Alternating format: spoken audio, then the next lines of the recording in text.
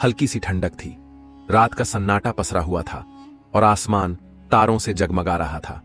अय्यूब नाम का एक गरीब आदमी जो दमिश्क के पुराने बाजार के करीब एक तंग गली में अपने छोटे से मकान में रहता था, आज फिर भूखा सोने पर मजबूर था। उसकी बीवी फातिमा और नन्ही बेटी मरियमन भी भूख की शिद्दत में करवटें बदल रही थीं। अय्यूब का दिल रो रहा था, मगर उसने हमेशा की तरह अल्लाह से शिकवा करने के बजाय अल्हम्दुलिल्लाह कहा और आंखें बंद कर लीं। उस रात अय्यूब ने एक अजीबो गरीब ख्वाब देखा। उसने देखा कि एक रोशन चेहरा बुजुर्ग सफेद लिबास में उसके सामने खड़े हैं और कह रहे हैं, अय्यूब, तू अल्लाह पर तवक्कुल रखता है, उसका शुक्र अदा करता है, इसीलिए तेरे लिए एक खजाना मुकर्रर किया गया है। सुबह फजर के बाद पुराने पुल के नीचे जाओ, वहां जमीन खोदना, तुझे मालूमात हो जाएगी। अय्यूब हड़बड़ाकर उठ बैठा। दिल तेजी से धड़क रहा था। पसीने में भीगा हुआ वह सोचने लगा, क्या यह ख्वाब कोई इशारा है या सिर्फ मेरा वहम। लेकिन जब उसने फजर की अजान सुनी तो उसका ईमान और बढ़ गया। उसने वुजू किया, नमाज अदा की और दुआ मांगी, या अल्लाह, अगर यह ख्वाब तेरी तरफ से है तो मुझे राह दिखा। फातिमा ने जब अपने शौहर को इतना परेशान देखा तो पूछ बैठी, क्या हुआ अय्यूब, क्यों इतने परेशान लग रहे हो। अय्यूब ने झिझकते हुए कहा, फातिमा, मैंने एक अजीब ख्वाब देखा है, पता नहीं सच्चा है या झूठा, मगर मेरा दिल गवाही दे रहा है कि मुझे जाना चाहिए। फातिमा ने गहरी सांस ली और कहा, अगर तुम्हारा दिल गवाही दे रहा है तो जरूर जाओ, मगर अल्लाह से दुआ करते रहना कि वो हमारे लिए बेहतरी फराहम करे। अय्यूब ने हिम्मत करके घर से निकलने का इरादा किया। उसकी जेब में सिर्फ 2 तांबे के सिक्के थे, मगर दिल में उम्मीद का चिराग रोशन था। पुराना पुल दमिश्क के बाहरी हिस्से में था और वहां तक पहुंचने के लिए करीब 2 घंटे का सफर करना पड़ता था। अय्यूब ठंड की परवाह किए बिना अल्लाह का नाम लेकर चल पड़ा। रास्ते में कई बार उसके दिल में शैतानी वसवसे आए। क्या यह ख्वाब सिर्फ एक धोखा था? अगर वहां कुछ भी न मिला तो? मगर हर बार उसने दिल को समझाया, अल्लाह सब कुछ देख रहा है, वो मेरे इम्तिहान ले रहा है। जब वह पुल के करीब पहुंचा तो सूरज की पहली किरणें जमीन पर पड़ रही थीं। चारों तरफ सन्नाटा था, बस दूर कहीं बाजार में लोगों की हलचल शुरू हो रही थी। अय्यूब ने हिम्मत करके जमीन खोदनी शुरू की। थोड़ी देर बाद उसके हाथ को एक सख्त चीज महसूस हुई। दिल धड़क उठा। उसने और जोर लगाया और मिट्टी हटाई तो एक पुराना संदूक नजर आया। अय्यूब की आंखें भर आईं। उसकी रग रग में सिहरन दौड़ गई। उसने कांपते हाथों से संदूक को निकाला और उसका ढक्कन खोला, मगर अंदर सिर्फ एक चिट्ठी रखी थी। उसके दिल को झटका लगा। उसने कांपते हाथों से चिट्ठी खोली। उस पर अरबी जबान में लिखा था, सब्र करो और अपने रब पर यकीन रखो, तुम्हारी आजमाइश पूरी होने वाली है। अय्यूब की आंखों से आंसू निकल पड़े। उसने अल्लाह की तरफ सर झुका दिया और कहने लगा, या अल्लाह, मैं तुझसे नाउम्मीद नहीं हूं, तेरा हर इम्तिहान मेरे लिए रहमत है। अय्यूब ने सोचा कि शायद उसे और खोदना चाहिए, मगर तभी उसके कानों में किसी के कदमों की आहट पड़ी। उसने जल्दी से चिट्ठी को संभाल लिया और देखा कि एक अजनबी शख्स उसकी तरफ बढ़ रहा है। उस शख्स की आंखों में अजीब सी चमक थी और उसके चेहरे पर एक रहस्यमयी मुस्कान थी। क्या तुम अय्यूब हो? उसने धीमे लहजे में पूछा। अय्यूब चौंक गया। हां, मगर तुम कौन हो? उस आदमी ने जवाब दिया, अगर तुम्हें सच में दौलत चाहिए तो अगले 3 दिनों तक सब्र करो और इसी जगह वापस आओ, अल्लाह तेरा इम्तिहान ले रहा है। अय्यूब के दिल की धड़कन तेज हो गई। वह उस रहस्यमयी शख्स को हैरत से देख रहा था जिसने उससे कहा था, अगर तुम्हें सच में दौलत चाहिए तो अगले 3 दिनों तक सब्र करो और इसी जगह वापस आओ, अल्लाह तेरा इम्तिहान ले रहा है। वो आदमी इतना कहकर चला गया और अय्यूब वहीं खड़ा सोच में पड़ गया। क्या यह कोई फरेब है या वाकई अल्लाह की तरफ से इम्तिहान? उसके दिल में हजारों सवाल उठ रहे थे। अय्यूब भारी कदमों से वापस घर की तरफ चल पड़ा। उसके पास कोई दौलत नहीं थी, सिर्फ वो चिट्ठी थी जिसमें लिखा था, सब्र करो और अपने रब पर यकीन रखो, तुम्हारी आजमाइश पूरी होने वाली है। घर पहुंचते ही फातिमा ने दरवाजा खोला। वो उम्मीद भरी निगाहों से अय्यूब की तरफ देख रही थी। क्या हुआ अय्यूब, कुछ मिला? अय्यूब ने गहरी सांस ली और कहा, नहीं, मगर एक इम्तिहान मिला है। फिर उसने पूरे किस्से को फातिमा के सामने बयां किया। फातिमा पहले तो परेशान हो गई, लेकिन फिर उसकी आंखों में यकीन की चमक आ गई। अय्यूब, अगर यह अल्लाह का इम्तिहान है तो हमें सब्र करना चाहिए। 3 दिन कोई ज्यादा नहीं होते, अल्लाह ने चाहा तो ये इम्तिहान हमारे लिए बेहतरीन होगा। अय्यूब ने सर झुका लिया। हां, मुझे भी यकीन है कि अल्लाह हमें मायूस नहीं करेगा। सुबह हुई, मगर घर में खाने के लिए कुछ भी नहीं था। मरियम को भूख लगी थी, वो मां से रोटी मांग रही थी, मगर घर में एक दाना भी नहीं था। अय्यूब ने अल्लाह का नाम लिया और घर से बाहर निकला। अगर अल्लाह ने मेरे लिए कुछ मुकर्रर किया है तो वो जरूर देगा। वो बाजार पहुंचा और एक दुकानदार से कहा, अगर तुम्हें किसी मजदूर की जरूरत हो तो मुझे काम दे दो। दुकानदार ने कुछ देर सोचा और कहा, मेरे पास कुछ बोझ उठाने का काम है, मगर मेहनताना सिर्फ 2 तांबे के सिक्के दूंगा।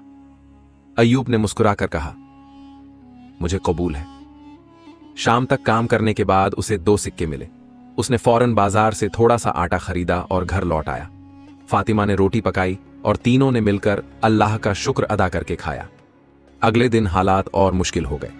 न तो कोई काम मिला, न ही कोई उधार देने को तैयार हुआ। मरियम ने फिर से भूख की शिकायत की, मगर अय्यूब के पास उसे देने के लिए कुछ भी नहीं था। उसने अल्लाह की तरफ हाथ उठाए और कहा, या अल्लाह, तू ही सबसे बड़ा रिज़्क देने वाला है। थोड़ी देर बाद जब वो मस्जिद के बाहर बैठा था, एक अजनबी आया और उसके हाथ में रोटी रख दी। अल्लाह ने चाहा कि ये तेरा हो। अय्यूब की आंखों से आंसू बह निकले। उसने वो रोटी घर लाकर अपनी बीवी और बेटी को दे दी। तीसरा दिन सबसे मुश्किल था। पूरे दिन अय्यूब ने कुछ भी नहीं खाया। भूख और थकान की हालत में जब वो अपने घर लौटा तो उसकी हालत खराब हो चुकी थी। फातिमा ने कहा, कल सुबह तुम्हें फिर वहां जाना है, हमें अल्लाह से बहुत उम्मीद है। अय्यूब ने नमाज पढ़ी और अल्लाह से दुआ मांगी, या अल्लाह, अगर तूने मेरे लिए कुछ रखा है तो मेरी मदद कर। तीसरी रात गुजरने के बाद सुबह अय्यूब फिर पुराने पुल के नीचे पहुंचा। वहां वही रहस्यमयी शख्स उसका इंतजार कर रहा था। उसने मुस्कुराकर कहा, माशा अल्लाह, तुमने सब्र किया और अल्लाह ने तुम्हारे लिए जो मुकर्रर किया था अब वो तुम्हें मिलेगा। उसने जमीन की तरफ इशारा किया, वही जगह फिर से खोदो। अय्यूब ने कांपते हाथों से मिट्टी हटाई। इस बार वहां एक और संदूक था। जब उसने उसे खोला तो उसकी आंखें फटी की फटी रह गईं। संदूक में सोने चांदी के सिक्के, जवाहरात और एक और चिट्ठी थी। अय्यूब की आंखों में आंसू आ गए। उसने चिट्ठी खोली। उसमें लिखा था, यह तुम्हारी सब्र का इनाम है। अल्लाह अपने नेक बंदों का इम्तिहान लेता है और फिर उन्हें बेशुमार दौलत अता करता है। इस दौलत को नेक राह में खर्च करना और हमेशा अल्लाह का शुक्र अदा करना। अय्यूब ने दौलत को उठाया और सजदे में गिर पड़ा। उसने अल्लाह का शुक्र अदा किया और ये नीयत की कि वो इस दौलत का सही इस्तेमाल करेगा। घर पहुंचते ही उसने फातिमा और मरियम को सब कुछ बताया। उनकी आंखों से खुशी के आंसू बहने लगे।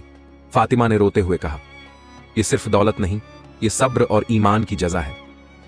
अय्यूब ने गहरी सांस ली और चिट्ठी पढ़ने लगा। ये दौलत नेक राह में खर्च करना और हमेशा अल्लाह का शुक्र अदा करना। सुबह होते ही अय्यूब बाजार गया। उसने सबसे पहले एक खूबसूरत मकान खरीदा ताकि फातिमा और मरियम को सुकून मिल सके। फिर उसने कुछ जरूरी सामान लिया और मस्जिद जाकर शुक्राने की नमाज पढ़ी। लेकिन जब वो घर लौटा तो पड़ोस के कुछ लोग उसके पास आए। अय्यूब भाई, सुना है तुम्हारे पास खजाना मिला है। अय्यूब चौंक गया। उसे समझ नहीं आया कि यह खबर लोगों तक कैसे पहुंची।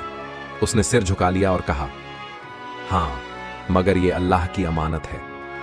एक आदमी आगे बढ़ा और फुसफुसाया, अगर इतना पैसा है तो हमें भी थोड़ा दे दो, हम भी गरीब हैं। अय्यूब ने मुस्कुराकर कहा, अल्लाह ने जितना दिया है उसमें से मैं जरूर मदद करूंगा, मगर हर चीज का एक तरीका होता है। लेकिन कुछ लोग अंदर ही अंदर हसद करने लगे। अगर अय्यूब के पास खजाना आया है तो हमें भी इसका हक मिलना चाहिए। अय्यूब की नई जिंदगी मुश्किलों से भरी थी।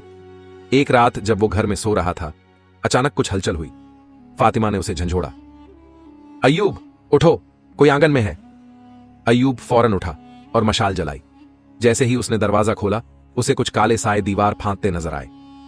या अल्लाह, ये लोग मेरे खजाने के पीछे पड़े हैं। अय्यूब ने चौकसी बढ़ा दी। उसने मकान के चारों तरफ मजबूत दीवार बनवा ली और खजाने को छुपा दिया। लेकिन उसे एहसास हो गया कि दौलत के साथ इम्तिहान भी आता है। अगले कुछ दिनों में अय्यूब ने अपने पास जो दौलत थी उसका एक बड़ा हिस्सा गरीबों में बांट दिया। उसने एक मस्जिद तामीर करवाई, एक कुआं खुदवाया और कई बेघर लोगों के लिए छोटे मकान बनवाए। लेकिन फिर उसके पास एक आदमी आया। वो बहुत अमीर और रसूखदार लग रहा था। अय्यूब, मैं तुम्हारी दौलत को बढ़ा सकता हूं। अगर तुम इसे मेरे साथ व्यापार में लगाओ तो कुछ ही महीनों में तुम शाही लोगों की तरह रहोगे। अय्यूब ने गहरी नजर से उसे देखा। कैसा व्यापार? आदमी थोड़ा झिझका और धीरे से कहा, ब्याज पर पैसे देना, लोगों को कर्ज दो और फिर मुनाफा लो। अय्यूब का चेहरा सख्त हो गया। मैं हराम के पैसे नहीं खा सकता। अल्लाह ने मुझे जो दिया है उसमें बरकत है। वो आदमी हंसा और बोला, अय्यूब, आज नहीं तो कल तुम्हें एहसास होगा कि दुनिया में इसी तरह दौलत बढ़ती है। लेकिन अय्यूब ने कहा, मेरी दौलत अल्लाह की दी हुई है और मैं इसे उसी की राह में लगाऊंगा। दिन गुजरते गए और अय्यूब ने अपनी दौलत को नेक कामों में लगाना शुरू कर दिया। लेकिन फिर एक दिन एक ऐसा हादसा हुआ जिसने उसकी दुनिया हिला दी। मरियम अचानक बीमार पड़ गई। उसकी हालत बिगड़ती जा रही थी। अय्यूब और फातिमा ने कई हकीमों से इलाज करवाया, मगर कोई फायदा नहीं हुआ। एक बड़े हकीम ने कहा, अगर इसे बचाना है तो बहुत महंगी दवा लानी होगी। अय्यूब ने फौरन कहा, जो भी चाहिए मैं दूंगा। लेकिन जब उसने अपने पास रखा हुआ खजाना देखा तो वो हैरान रह गया। संदूक लगभग खाली हो चुका था। अय्यूब का दिल बैठ गया। उसने अपने माथे पर हाथ रखा और कहा, या अल्लाह, ये कैसी आजमाइश है। फातिमा ने उसका हाथ पकड़ा और कहा, अय्यूब, हमने हमेशा अल्लाह पर यकीन रखा है और अब भी रखेंगे। हमारी दौलत खत्म हो सकती है मगर ईमान नहीं। अय्यूब ने अपनी आखिरी दौलत इकट्ठा की और मरियम की दवा के लिए भेज दी। वो पूरी रात दुआ करता रहा, सजदे में गिरा रहा और अल्लाह से फरियाद करता रहा। सुबह हुई और अचानक मरियम की हालत बेहतर होने लगी। डॉक्टर ने कहा, यह किसी चमत्कार से कम नहीं। अय्यूब की आंखों से आंसू गिर पड़े। अल्लाह ने फिर हमारी दुआ कबूल कर ली। अय्यूब की जिंदगी में एक बार फिर से तंगहाली आ गई थी। वो दौलत जो अल्लाह की राह में खर्च की थी अब उसके पास नहीं थी, मगर उसके दिल में एक सुकून था कि उसने कोई गलत रास्ता नहीं अपनाया। अल्लाह ने मुझे फिर से इम्तिहान में डाल दिया है, अय्यूब ने सोचा। लेकिन समाज की बेरहमी उसके लिए एक और इम्तिहान बन गई। जिन लोगों ने पहले उसकी इज्जत की थी अब वही लोग उसका मजाक उड़ा रहे थे। देखो, अय्यूब को फिर वही हालात ने घेर लिया। इतनी दौलत मिली थी लेकिन रह न सकी। काश उसने समझदारी से इस्तेमाल किया होता। अय्यूब इन बातों से बेपरवाह था, लेकिन फातिमा और मरियम की आंखों में डर था।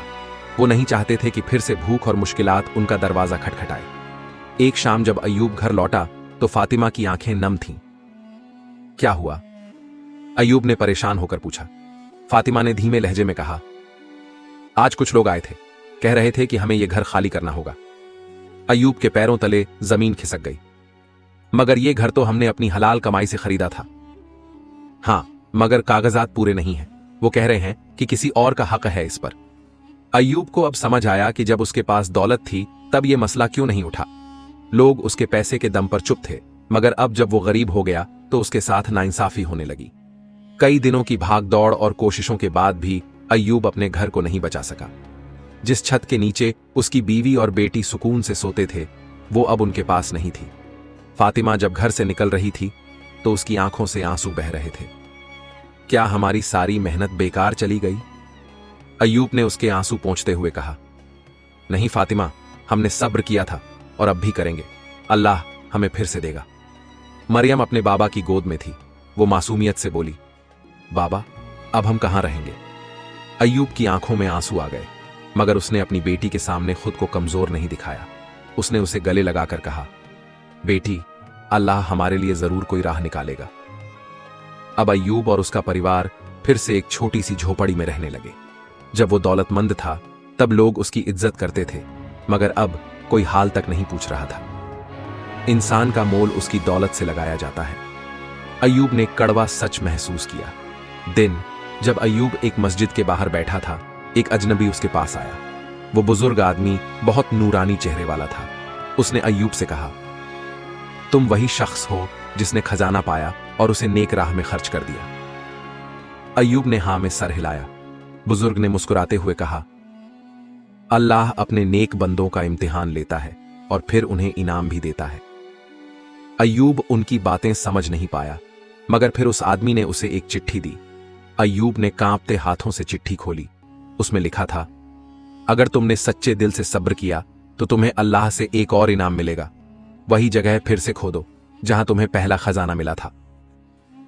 अय्यूब के हाथ कांपने लगे। क्या यह कोई और इम्तिहान है?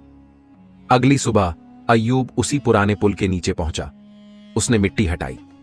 कुछ देर खोदने के बाद उसे फिर से एक संदूक मिला, लेकिन इस बार संदूक के अंदर सिर्फ सोने चांदी के सिक्के नहीं थे, बल्कि एक और चिट्ठी थी। जो सब्र करता है अल्लाह उसे दोगुना देता है। ये दौलत भी तुम्हारी थी और अब भी तुम्हारी ही रहेगी, मगर इसे सही राह में खर्च करना। अय्यूब की आंखों से आंसू छलक पड़े। उसने सजदा किया और कहा, या अल्लाह, तू कितना रहम करने वाला है। इस बार अय्यूब ने ठान लिया था कि वो इस दौलत को न सिर्फ संभाल कर रखेगा, बल्कि इसे अल्लाह के बताए हुए सही रास्ते पर ही इस्तेमाल करेगा। अय्यूब के सामने एक बार फिर वही दौलत थी जो उसने अल्लाह की राह में खर्च कर दी थी, मगर इस बार हालात अलग थे। उसने पहली बार जब ये दौलत पाई थी तो वो एक गरीब इंसान था जिसे अपने हालात बदलने की फिक्र थी, मगर अब वो जानता था कि दौलत की असली अहमियत क्या है। अल्लाह ने मुझे फिर से इस नेमत से नवाजा है, मगर क्या ये एक और इम्तिहान है? उसका दिल धड़क रहा था। उसने संदूक को खोला तो उसमें सिर्फ सोने चांदी के सिक्के ही नहीं, बल्कि कई कीमती जवाहरात और मोती भी थे।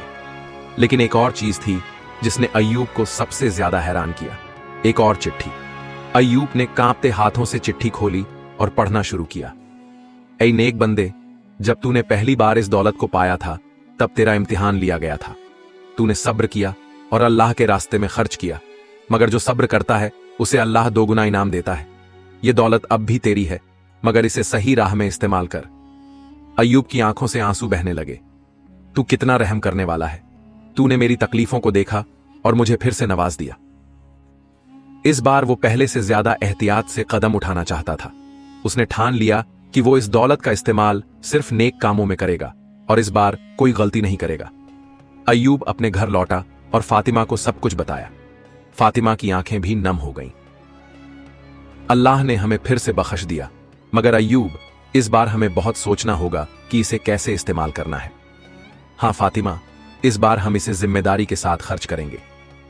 उन्होंने सबसे पहले एक नया घर खरीदा, लेकिन इस बार बहुत सादगी से, पहले की तरह दिखावा नहीं किया। इसके बाद अय्यूब ने सोचा कि इस दौलत को कैसे नेक कामों में लगाया जाए। अय्यूब ने इस दौलत से कई नेक काम करने शुरू किए। गरीबों के लिए एक पनाहगाह बनाई जहां मुसाफिर और बेसहारा लोग आकर ठहर सकते थे। एक मदरसा कायम किया जहां गरीब बच्चों को मुफ्त तालीम मिल सके। बीमारों के लिए दवाखाना बनवाया ताकि जरूरतमंद लोगों को मुफ्त इलाज मिल सके।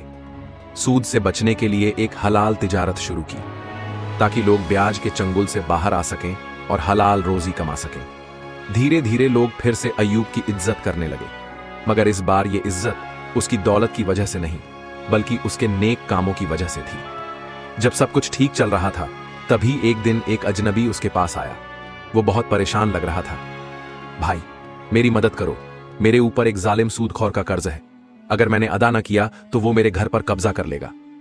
अय्यूब ने उसे तसल्ली दी और पूछा, कितना कर्ज है? उस आदमी ने एक बड़ी रकम बताई।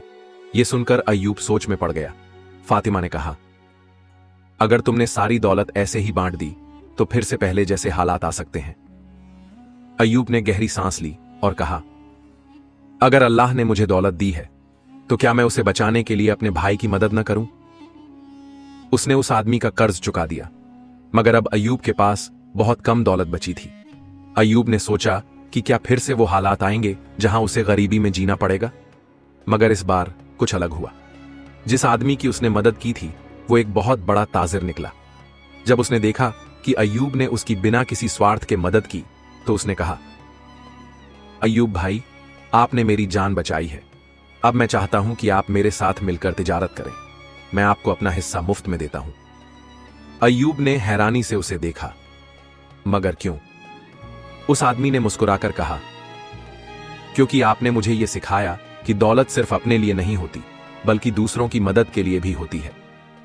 अय्यूब ने अल्लाह का शुक्र अदा किया। अब उसके पास दौलत भी थी और नेक कामों का अज्र भी, मगर इस बार वो अपने फैसलों में पहले से ज्यादा समझदार था। उसने समझ लिया था कि असली दौलत सिर्फ सोने चांदी में नहीं, बल्कि इंसान के अच्छे किरदार और नेक आमाल में होती है। अब उसका कारोबार फैलने लगा मगर उसने कभी लालच नहीं किया। वो हमेशा हलाल तरीके से तिजारत करता और जरूरतमंदों की मदद करता। कई सालों बाद जब मरियम बड़ी हुई तो उसकी शादी का वक्त आ गया। अय्यूब ने सोचा कि वो अपनी बेटी की शादी सादगी से करेगा, मगर इस बार शहर के बड़े बड़े लोग भी उसकी इज्जत करने लगे थे। शादी के दिन मस्जिद के इमाम ने निकाह पढ़ाया और कहा, अय्यूब भाई, आपकी जिंदगी हम सब के लिए एक मिसाल है। हमें सिखाया कि सब्र का इनाम कितना बड़ा होता है। मरियम की आंखों में आंसू थे, मगर ये खुशी के आंसू थे। फातिमा ने भी अपने शौहर की तरफ देखकर कहा, अय्यूब, तुमने साबित कर दिया कि दौलत इंसान को नहीं बल्कि इंसान दौलत को चलाता है। अय्यूब मुस्कुराया और कहा, जब इंसान अपने अल्लाह पर भरोसा रखता है तो अल्लाह उसे कभी भी मायूस नहीं करता। अय्यूब अब बूढ़ा हो चुका था। उसके बाल सफेद हो गए थे, मगर उसका दिल अब भी उसी ईमान से रोशन था। उसने अपनी जिंदगी में बहुत कुछ देखा, गरीबी, दौलत, इम्तिहान और सबसे बढ़कर सब्र। एक दिन उसने अपने घर वालों और दोस्तों को बुलाया और कहा, अब मेरी जिंदगी का सफर पूरा होने वाला है, मगर जाने से पहले मैं तुम सबको एक नसीहत देना चाहता हूं। सबकी आंखों में आंसू थे। फातिमा और मरियम भी वहां बैठी थीं। दौलत इंसान को कभी भी आजमा सकती है। जब अल्लाह तुम्हें नेमत दे तो उसे सही जगह इस्तेमाल करो, मगर जब वो तुम्हें आजमाए तो सब्र करो, क्योंकि अल्लाह ने वादा किया है, सब्र करने वालों को वो ऐसी जगह से रिज्क देगा जहां से उन्हें गुमान भी नहीं होगा। सबकी आंखें नम हो गईं। जब मेरे पास कुछ नहीं था मैंने सब्र किया, जब दौलत आई मैंने शुक्र किया, और जब वो चली गई तब भी मैंने अल्लाह पर भरोसा रखा। यही जिंदगी का असली राज है, सब्र और शुक्र। अय्यूब की बातें सुनकर वहां बैठे लोग रो पड़े। उन्होंने अपने दिलों में ठान लिया कि वो भी अपनी जिंदगी में नेक रास्ता अपनाएंगे। और फिर एक सुबह अय्यूब इस दुनिया से चला गया, मगर उसकी कहानी, उसकी नसीहत और उसके आमाल हमेशा लोगों के दिलों में जिंदा रहे। उसके मरने के बाद मरियम और उसका शौहर उसी तिजारत को आगे बढ़ाने लगे जो अय्यूब ने शुरू की थी। और सबसे खास बात, उन्होंने उसकी बनाई हुई सराय, मदरसा और दवाखाने को पहले से भी ज्यादा बड़ा कर दिया, ताकि और ज्यादा लोग फायदा उठा सकें। इंदरास्टो वीडियो से हमें क्या सीख मिलती है? 1. सब्र और शुक्र इंसान की सबसे बड़ी ताकत है। अगर हम मुश्किलों में सब्र करें और नेमतों में शुक्र करें तो अल्लाह हमें कभी मायूस नहीं करेगा। 2. दौलत का सही इस्तेमाल जरूरी है। अगर हमें दौलत मिले तो उसे नेक राह में खर्च करें, क्योंकि यही दौलत कब्र में हमारे काम आएगी। 3. इंसान की असली पहचान उसके किरदार से होती है, न कि उसके माल और दौलत से। जब अय्यूब गरीब था तो लोग उसे नजरअंदाज करते थे, मगर जब वो नेक बन गया तो सब उसकी इज्जत करने लगे। 4. अल्लाह हर नेक इंसान को आजमाता है, मगर जो सब्र करता है अल्लाह उसे 2 गुना अता करता है। या अल्लाह हमें दौलत भी दे और नेक अमाल की तौफीक भी दे। हमें सब्र और शुक्र की ताकत अता फरमा और हमें हलाल रिज़्क से नवाज। हमारी मुश्किलें आसान कर और हमें सही रास्ते पर चला। आमीन। अगर आपको ये कहानी पसंद आई तो चैनल को सब्सक्राइब करें, वीडियो को लाइक करें और अपने दोस्तों और घर वालों के साथ शेयर करें। और हां, अगली कहानी किस टॉपिक पर होनी चाहिए कमेंट में जरूर बताइए। मिलते हैं अगले वीडियो में, तब तक के लिए अस्सलामु अलैकुम।